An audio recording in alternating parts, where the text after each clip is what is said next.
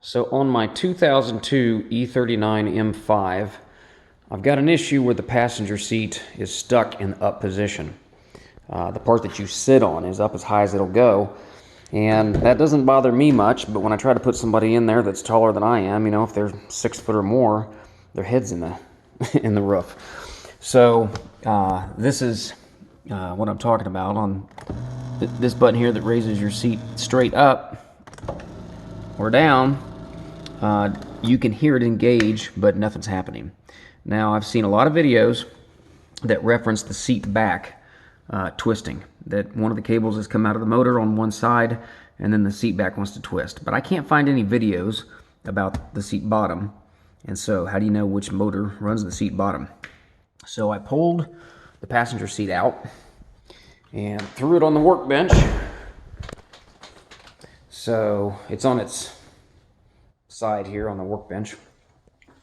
And so if you watch the other videos about the seat back, so okay, this is the front of the seat, this is the door side of the passenger seat, and this motor here is the one that runs the back. So if you've got the twisting back, this is the motor that all the videos are showing, pulling this cable out of here, heating it up, and pulling this out of the housing, cutting off some of the shroud, putting it back in, making sure the wire engages, and so forth. Well, you can tell that here, whoever had this car before I did, it was a problem back then, because you can tell they've been heating that up, and I think it was an unsuccessful fix. So that is the motor that you're looking for here if you're trying to fix a seat bottom that won't go up and down. So I'm going to get to work. All right, so to test this, to get a power supply to it, you can see the bottom, or you can see the lower two spade plugs there.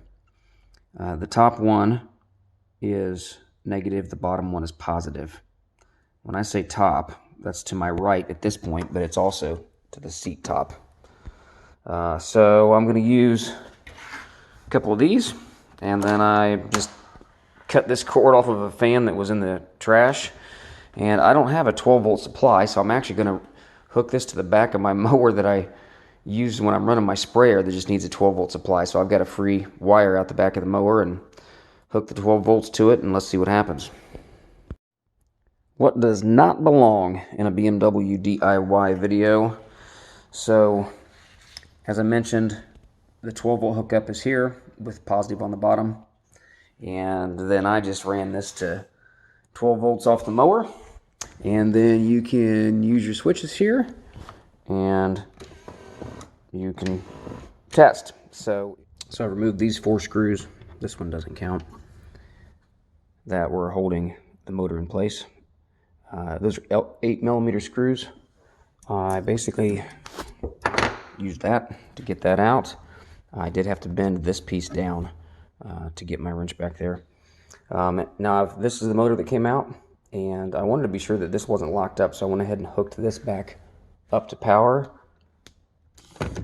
and it spins freely. It works well. So this right here is the issue, which we pretty much knew, but you can see how short this is. It's not getting engaged with the motor, and also this piece will come out, which disengages with the other end of the mechanism. Then you can freely spin it.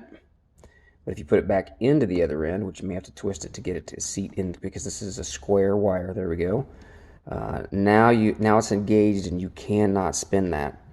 So I'm going to remove some of this, shorten this up, put it back together. I'm going to check the other side and we'll see what happens. So that was pretty easy to take off. I heated up this ferrule as it was on here, and then it kept steady downward pull with these pliers, and it just started slowly coming off. So as soon as I saw it moving, I took the heat off of it, because you could just tell you weren't going to need more, and it pulls off. Now we have some more distance with that coming out, and that's a much cleaner presentation than previously. So we'll put this back together. Well, this all worked. It's back together. It goes up and down. One thing that I didn't mention, you'll want to make sure that you have it either all the way up or all the way down on both sides before you put this back together on the motor, or you may be sitting crooked. Quick way to do that is when you have the cable out and the end is free and you can see the cable coming through it, just hook it into a drill, set your torque setting on low, and then you can quickly spin that cable and get this to go up and down.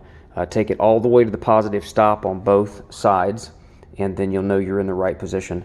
Make sure you put your torque setting on low. If you're going quickly with a drill that's more powerful than this motor, it would be terrible to go through all this work and then strip out the square that the cable fits into on the motor side end here, so, or break the cable.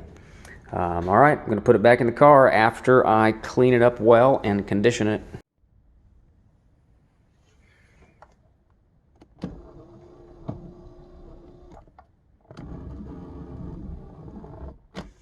Thanks for watching.